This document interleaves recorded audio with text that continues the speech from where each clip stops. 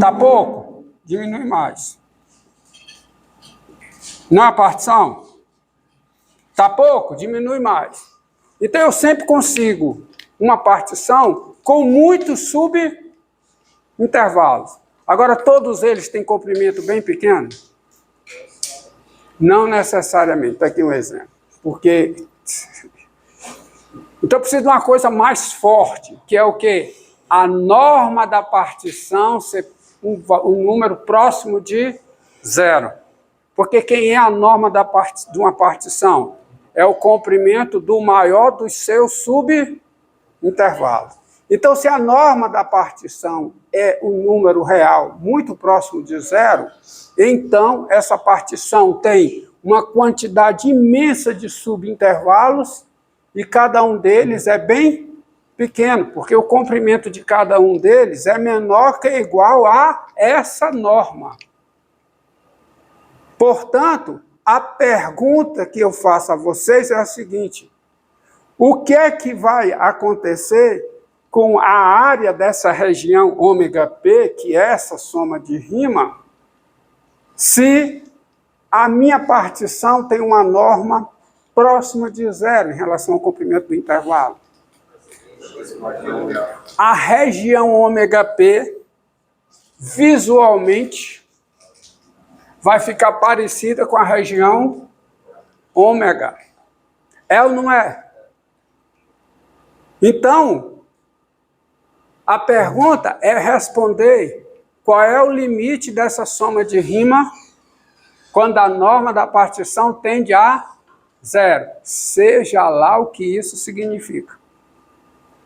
Tá certo? Intuitivamente o que é que acontece com essa soma de Riemann aqui quando eu tomo partições cada vez mais finas? O que são partições mais finas? Partições com normas próximas de zero. Será que esse processo tem um limite? Nesse caso aqui vai ter. Ou seja, isso aqui vai tender para um número real se eu faço a norma de P tender a zero. Melhor dizendo, isso aqui terá como limite, esse processo terá como limite o número real se a norma de P tende a zero. Mas eu preciso precisar, eu necessito precisar isso, escolha das palavras, né? Eu necessito precisar isso, tá? Dar uma precisão a isso que está colocado de forma intuitiva, tá? E a precisão é assim. E vocês entenderam o interesse aqui? O interesse prático qual é? Dimensionar ômega, dar o tamanho de ômega. E vocês já viram que o razoável é definir a área de ômega como sendo o quê? O limite da soma de Riemann quando a norma da partição tende a zero, seja lá o que isso significa. Mas eu vou definir agora. Tá certo para vocês? Então, vem a seguinte definição.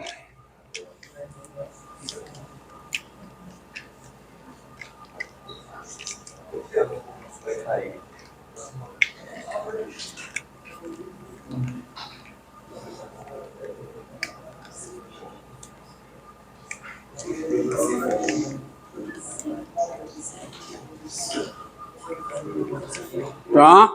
Porque visualmente vocês estão vendo, né? É de se esperar que quanto mais fina for a partição, mais parecidas são o quê?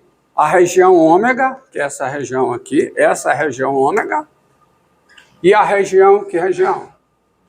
Ômega P. Tá certo? Região ômega ficará muito parecida, pelo menos o que a intuição espera, tá? É que a região ômega será muito parecida com a região ômega P se a norma de P for o quê? Próximo de zero. Agora, lembrando que P, a soma de Riemann, ela depende de fixados a função e o intervalo. A soma de Riemann depende da partição e dos coeficientes dessa partição. Tendo isso em mente, vem a seguinte definição. Tá? Sejam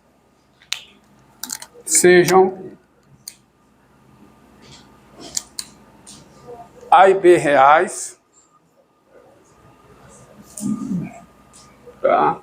Sejam A e B reais, com A menor do que B, e F uma função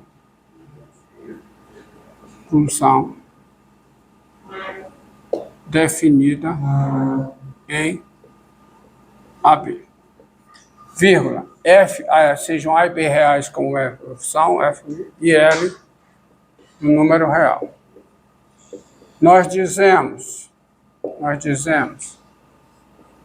que L é limite da soma de rima. Porque isso aqui está denominado, a definição estava aqui, de soma de rima. Aí você vê um significado geométrico para a soma de rima aqui. Nós dizemos que ela é limite da soma de rima. Que soma de rima? Essa soma aqui, ó, que eu represento genericamente assim. Nesse contexto, quem é P? P é partição de AB, e quem são C1, C2, CN? São coeficientes de P. Tá? Para cada partição e para cada conjunto de coeficientes, essa soma de rima tem esse, tá? Você já sabe qual é o significado, né? O que é isso, né? F de C1 vezes delta X1, F de C2. Aí nós dizemos que L é limite dessa soma de rima quando para cada epsilon maior do que zero, existe um delta maior do que zero, tal que é o seguinte: P, partição de quem? De AB. Tá certo? C1, CN. Tá certo?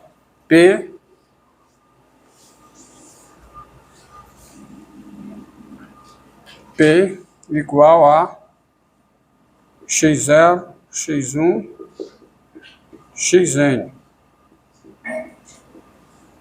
Partição de AB. Norma de P menor do que delta.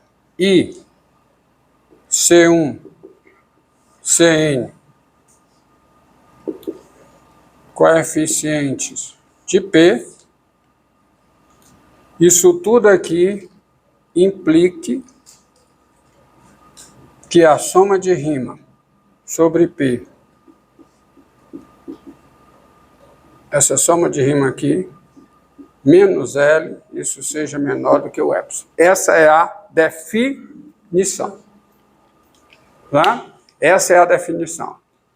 Ou seja, quando é que L é limite dessa soma de rima? Quando eu puder fazer essa diferença em módulo, ficar tão pequena quanto eu queira, bastando escolher a partição suficientemente fina, independente de quem sejam os coeficientes. Entenderam a frase? Tá? Quer dizer, se você puder fazer isso aqui tão pequeno quanto você queira, bastando para isso escolher uma partição suficiente fina, independente dos coeficientes, você diz que L é limite da soma de rima. Tá? De novo, A e B reais, A menor do que B, F é uma função definida em AB e L real. Nós dizemos que L é o limite da soma de rima, dessa soma, quando para cada epsilon maior do que zero, existe delta maior do que zero, tal que isso aqui. Primeira proposição decorrente disso. Primeira proposição. Tá? Primeira proposição. É se L1 e L2 reais são limites Nessa situação aqui, eu não vou colocar tudo de novo, tá? Quem é? F é uma função definida em AB, tá? A e B reais. Se S são limites. Vamos ficar para, já que eu estou, sejamos mais explícitos, que o assunto é novo, tá?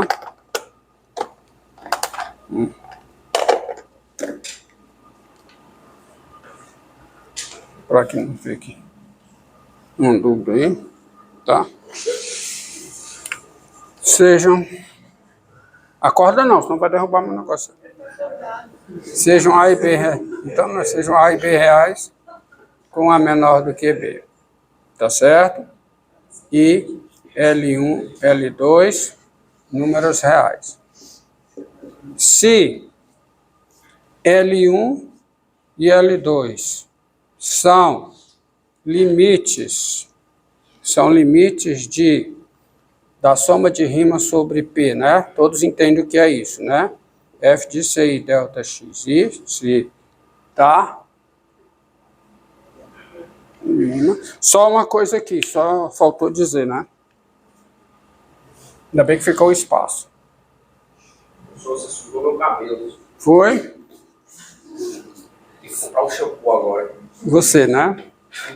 Ó, nós dizemos que L é limite da soma de rima.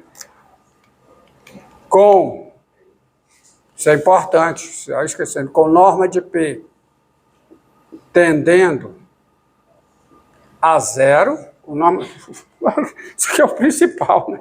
Com norma de P tendendo a zero, quando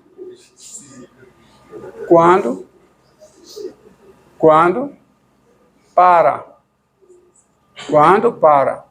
cada epsilon, parece que eu sabia que já ia errar, né? Quando deixei o espaço.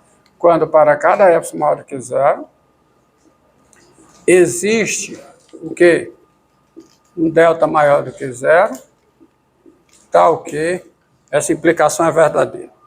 Então, se L1 e L2 são limites disso aqui, com norma de P tendendo a zero,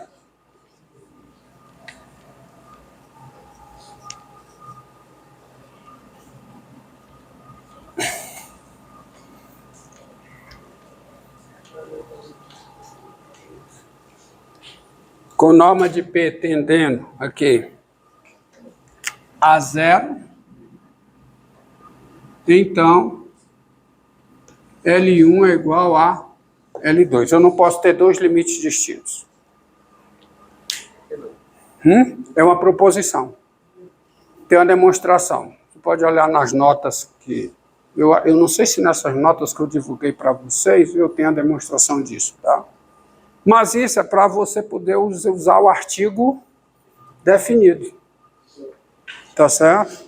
Aí vem a seguinte definição.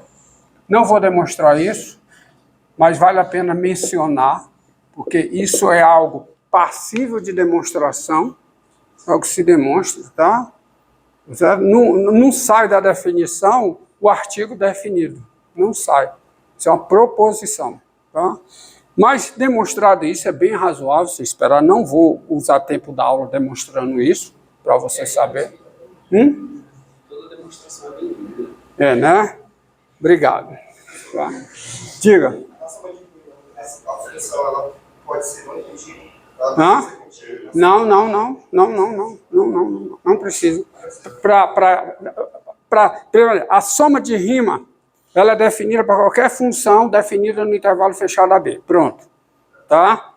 Aí, isso é uma pergunta, respondida. Segunda pergunta. Para existir esse limite, a função precisa ser contínua? Não. Tá certo? Mas se ela for contínua, o limite existe. Tá? É isso que nós vamos ver.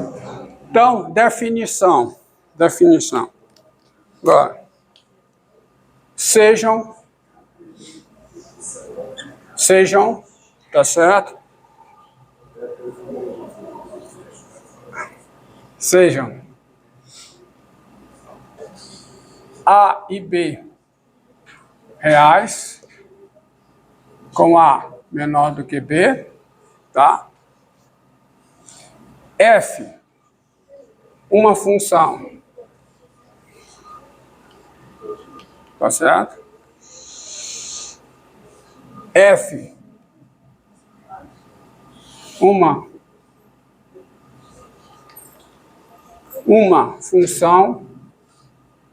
função definida em AB e L real tal que L é o limite da soma de rima de F, tá certo? Esse é o limite da soma de rima da função com norma de P tendendo a zero. Neste caso, L é denominado L, neste caso, tá certo? Neste caso, nesta situação, ou seja, na situação em que esse limite existe, nós dizemos que nós dizemos que F é integrável em AB. Quer dizer, quando esse limite existe, é o número real, tá? Diante dessa definição, à luz dessa definição, nós dizemos o quê? Nós dizemos que a F é integrável no intervalo fechado AB. Podemos dizer até que F é integrável a rima no intervalo fechado AB. Tá? E que L, o número L, é a integral definida de F em AB.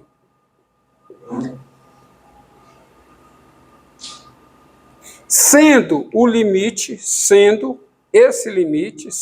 L denotado por esse símbolo aqui.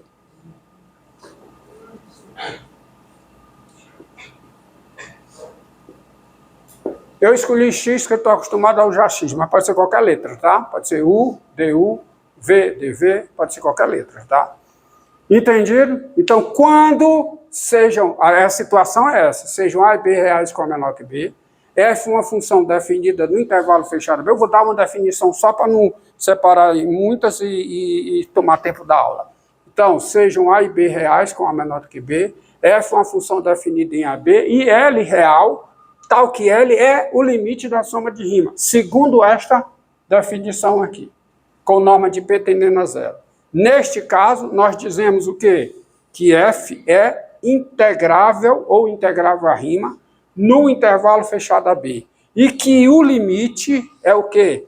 É a integral definida de F em AB.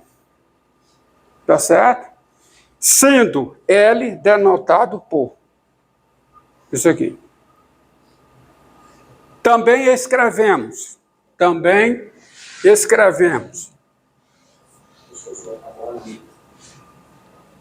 Foi. Além disso, escrevemos.